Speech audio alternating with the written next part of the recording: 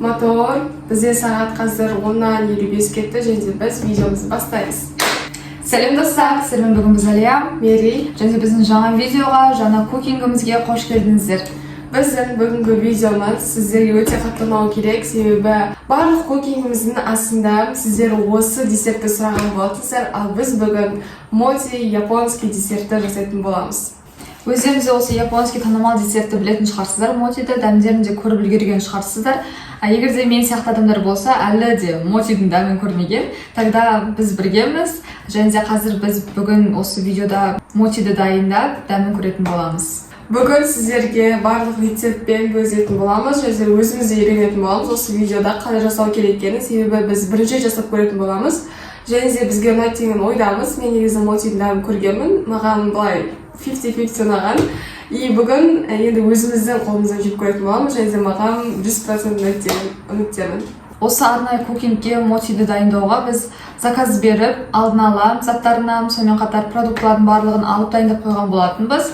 Бүгін сіздерге соның барлығын толығымен көрсетіп, бірге дайындап көреміз. Видео қызық болады деп тұр, сондықтан да видеоға тездетіп лайктарыңызды басып, комментарияға пікірлеріңізбен бөлісе отырыңыздар, ал біз болса видеоны бастаймыз. Ал енді қазір біз сіздерге моти жасау үшін қандай ингредиенттер керек екенін көрсете кететін боламыз.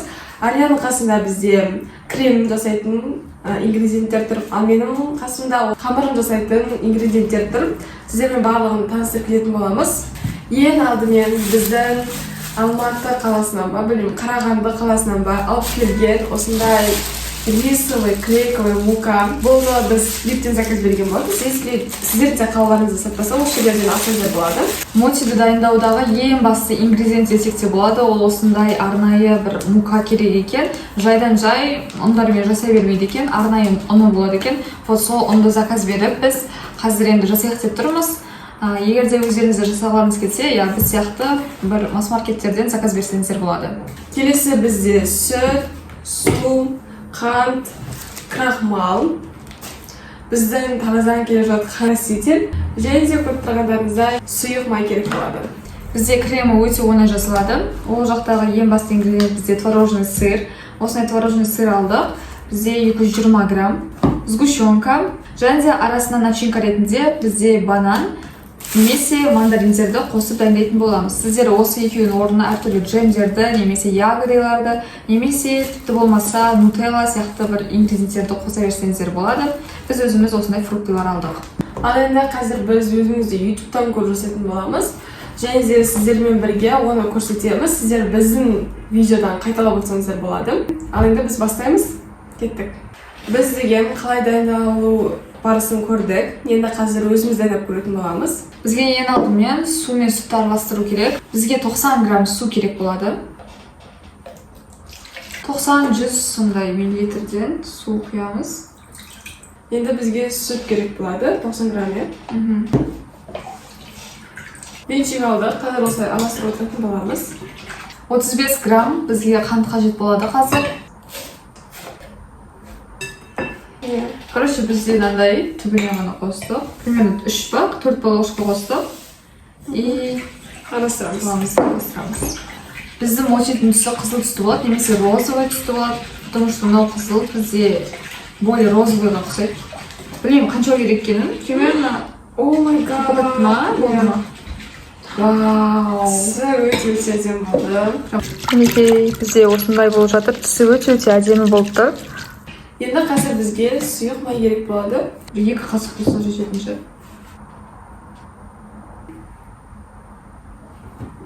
Бұл жетінші қосындай қосты өзі. Енді бізге ең соңғы ингредиент, ол бізде мукамыз.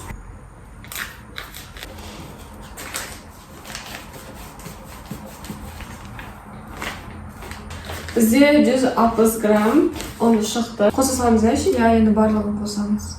Вау. Давай видео түсіреміз. Мінекей біз деген өзіміздің ұнымызды қосып жатырмыз. Қараңыздар, күшті болып тұр. Все. Енді жақсылап араластырамыз. Бір дұрыстап араластыра алмайды деген. Түсін қараш. Түсі өте прям андай слайм болып тұр. Маған түсі прям күшті болып тұр. Гендер пати болады. Біз күшті түсті. таңдама бұзып жүрмін. негізі орны мінекей біздің тестамыз почти дайын болды. Осындай болып шықты. Бізде ешқандай комочкасыз мынандай однородный тесто шығу керек. Және де келесі бізде пищевая пленка қажет болады. Соның бетімен жауып, негізі жасау керекпіз. Бірақ біз бері екеуміз оны сатып алуды ұмытып кетіптік. Так что бізде енді басқа амалымыз жоқ. Пищевая пленканың орнына біз пакет қолданамыз достар. Короче, осылай пакетті аламыз. Сіздерде если пищевая пленка бар болса, онда тіпті керемет. Себебі негізі сондай керек. Идан бетін прям плотно жабу керекпіз негізі. Мен қалай жабылатыным бұл енді. Біз бетін жаптық осылай. И енді бізге пышақ арқылы 2-3 тесік жасау керекпіз. Или 3-4. Жасай нормально. 2, 3, 4. Микроволновканың орнына біз пешті қолданатын боламыз. И қазір салып дайындап көреміз. Достар, қазір бізде екінші попытка, біз басқа тәсілін қолданайық деп жатырмыз. Себебі микроволновкамен жасайтын әдіс бізде болмай қалды. Бізде пищевая пленка болмағандықтан ба дұрыс шықпай қалды, и біздің қамырымыз осындай сұйық болып қалды. Сол себепті қазір бізде тағы да бір тәсіл бар етін. Ол осындай табаға мотидің қамырын құйып, и барлығын араластырып, қою қамыр шыққанға дейін дайындау керек. Қазір біз енді осы способ арқылы жасап көреміз. Осы болу керек деп отырмыз енді. Басқа бізде попытка, басқа шанс жоқ. Бізде уже моти дайын болып жатыр. Қараңыздар қандай болып шығып жатқанын. Мінекей қамыр болып, асты күйіп кетпеу керек, тез араластырып тұру керек. Асты кәдімде моти болып отыр. Не қараңыздар. Осындай барлығы жиналып қамыр болу керек. Біздің түріміз деген ағыш кетемен ұйқым келіп жатыр, капец. Бірақтан біз әлі мотиді жасап біткен жоқпыз. Мінекей біздің қамыр шықты. Қараңыздар. Біз, короче, бірінші тәсіл бойынша жасап едік қой, микроволновкаға саламыз деп. Ол бізде болмай қалды, и ұзақ уақыт алып кетті. Сол себепті біз басқа тәсілін жасап көрдік. И прикиньте, сразу же бір 2 секундтан кейін бізде кәдімгідей қамыр шықты ғой. Сол себепті сіздерге екінші тәсілді советуем. Осындай қолға қатты жабыспайтын, вообще жабыспайтын негізі, жұмсақ, осындай қамыр шығу керек. Енді қазір біз осындай крахмалды сеуіп тұрып, илеп тұрып, короче, мотидің қамырын бетіндегі соны істейтін боламыз. Негізі бірінші кремін де дайындап алу керек болатын. Сен кремді де мен дайындаймын. Иә, сөйтейік. Қазір мына жағына біз қамыр илейтін боламыз, мына жағында бізде крем болады. Бізге кремге қажет заттарды айтып кеткен болатынбыз. Творожный сыр деп, қазір осынан ашып салатын боламыз. Короче, біздің қолымыздан келді мотидің қамырын жасау. Негізі 200 емес.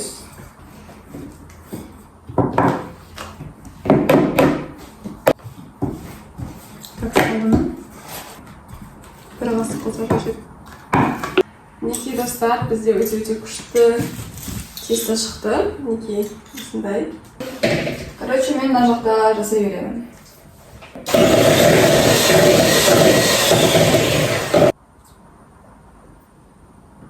Все, бізде крем дайын. И біздің қамыр тоже дайын. Енді тек қана начинкалар қалды. Қазір начинкаларын жасайтын боламыз. Қатты үлкен емес. Мінекей қамыры қандай күшті болып шықты. Прям кәдімгідей профессиональный қамыр болып шықты. И мен қазір өзім осылай домалақтап кесіп жатырмын.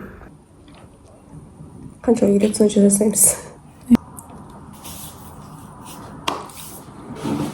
Біз енді оған қосатын заттарды, начинкаларын дайындайтын боламын, дайындап қоятын боламын. Бізде кремі дайын болды. Ары қарай біз енді оған қосатын заттарды, начинкаларын дайындайтын боламыз. Біз фрукт алдық дегенбіз. Осындай банан, и потом бізде мандариндер бар. Қазір осыларды енді турап дайындап қоятын боламын. Мери мұнда пока что тесталарын дайындап жатыр. Негізі домалық болып шығып жатыр. Вау, күшті.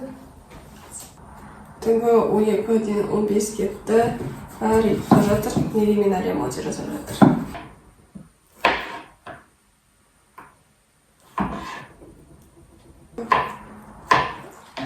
Мери мотидің дәмін көрген, енді сол себепті айтады. Шынымен де сондай магазиндегідей моти болып шықты ма, или біздікі дұрыс емес жасалды ма? Короче, мандариндер. 6 моти болды. Тағы да илейміз, тағы да жасаймыз.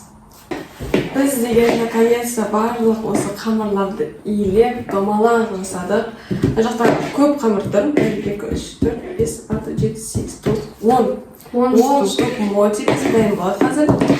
Вот. Енді прям идеально домалақ деп айта алмаймын, но все-таки нормально. Мінекей осындай домалақтарымыз дайын, крем дайын, және де ішіне салмасы да дайын тұр. Сол себепті қазір тек қана бір ғана нәрсе қалды. Ол бізде мотидің өзін дайындап жинау. Мінекей бізде крем, осындай начинкалар. Және де мотилардың өздері қараңыздар қандай әдемі түсте, қандай күшті болып шыққандарын. Осындай ғана толщинамен жасаймыз. Қатты қалың болмау керек, және де қатты жұқа да болмау керек. Мінекей осындай болып тұр. Қазір енді барлығын дұрыстап жинаймыз. Кеттік, бірінші біз қазір начинка құятын боламыз. Неге начинка? Білмеймін қанша көп деп екенін. Жемеген ау, жетпеспеген. Жетпейтін сияқты жотана. Начинка саламыз. Мен банан салам келіп тұр. Мінекей осындай болып тұр. Мен банан салам начинкаға. Мен де банан салам келіп тұр. Енді қазір осыны ораймыз. Бит-бит ораймыз. Үшеу салып. Бетіне кремді бит-бит жіберіп. Мына қай елдің табағына ұқсап тұр. У меня, достар, получилось моти. Посмотрите, қарсай. Идеальный моти. Идеальный моти. Друзья, идеальный моти. Мамейка өте опасный моти болып тұр ғой мери. Да. Мен өзім жасап көрейін, Дарья что-то қиын болып жатыр Аленка. Просто крем көп қосып жүрдім. Бірақ нормально. Өйстіп жүреміз. Вот, короче, арты мынандай болып тұр. Жапқаным. Ал алды мынандай сүйкімді болып тұр. Қараңыздар, қандай күшті моти шықты. Дайындадым. Идеальный моти 2. Посмотрите, алды да өте әдемі. Мінекей. Тағы бір моти дайындадық. Бізде қараңыздар қолымызда өзіміз жасаған мотилар тұр. Посмотрите, дәл покупной мотиларға ұқсайды. Алды да өте әдемі болып тұр. Түрлері енді базар жоқ өте әдемі болып тұр. Сатып алатындай сондай болып тұр енді түрлері. Кафедегідей күшті. Енді қазір біз дәмдерін оценка беретін боламыз. Ол өте маңызды. Ішінде бізде начинка болған болатын. 2 түрлі, біреу банан, біреуі мандарин. Ең главный бізде дәм. Сол себептен давайте. Мен кажется, мынаны алғым келіп тұр. Кішкентай, потому что үлкен емес, кішісіне басам келіп тұр.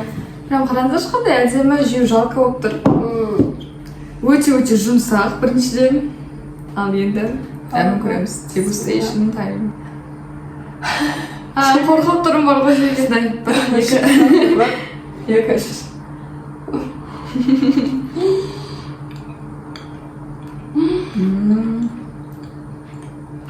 Менікі мандарин 2.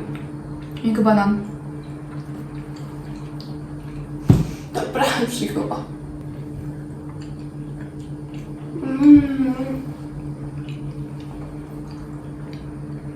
Андай жоқ жұмсақ. Аузында еріп тұрады. Бірақ өте шикарно. Кремнің дәмі күшті болып тұрды. Андай кремнің дәмі сезіледі. Банан мен кремнің дәмі арқылы білінбей кетеді негізі. Начинка көбірек қосып жүрді. Өтіп астық жеміз. Банан мен тәттірек сияқты маған. Банан күшті сезіледі дәмі. Мотидің дәмі осындай ма екен? Тура осындай. Тура осындай.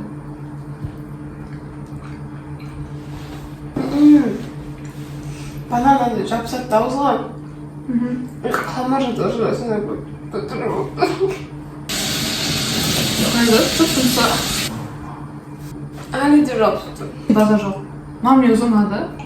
Әлі деген мандаринмен көбек. Мандаринмен мен ойынша лучше, потому что банан өзі жұмсақ. Өте жұмсақ, ауызға бет еріп күшті болып кетеді. Мына қамыр да сондай да, еріп кететін. Екеу еріп, короче, ауыз прям еріп, аузым прям рапс қалды дейді. Сол себептен мандарин күшті сияқты, меніңше. Қазір әлі мандариндан көретін болады. Вот, мандарин бар ішінде. Маған да ұнады, Алияға ұнады.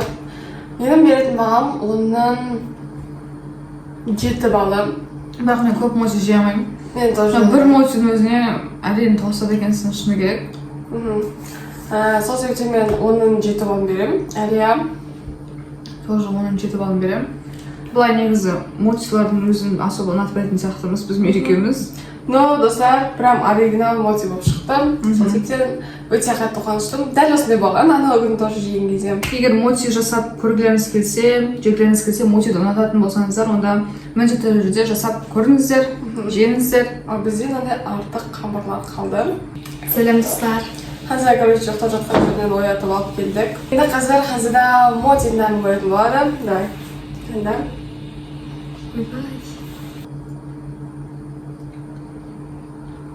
Тебе сразу вид то. Так что? Знаешь, что? Например, салат. Прям тәтті. Күшті советую. Оны қанша бал қоясың? Ондан 9 бал. 9 бал. Вот. Достар, кейбіреулеріне ұнайды, кейбіреулеріне ұнамайды. Әр адамның өзінің жеке ойы бар. Сол себептен осылай. Ал достар, осымен біздің видео аяқталды. Сіздерге біздің бұл кукингіміз ұнады деп ойлаймыз. Ұнаса лайктарыңызды басып, өз пікірлеріңізді комментария жазып отырыңыздар. Келесі кукингте бізден қандай тағам күтесіздер, қандай десерт күтесіздер, жаза кетіңіздер міндетті түрде комментарияға. Біз сіздердің барлық комменттеріңізді оқимыз, барлығын қараймыз. Сол себепті сіздердің ойларыңыз біз үшін маңызды. Келесі видеода жолыққанша бізді таппай қалмау үшін бізге тіркеліп алыңыздар міндетті түрде.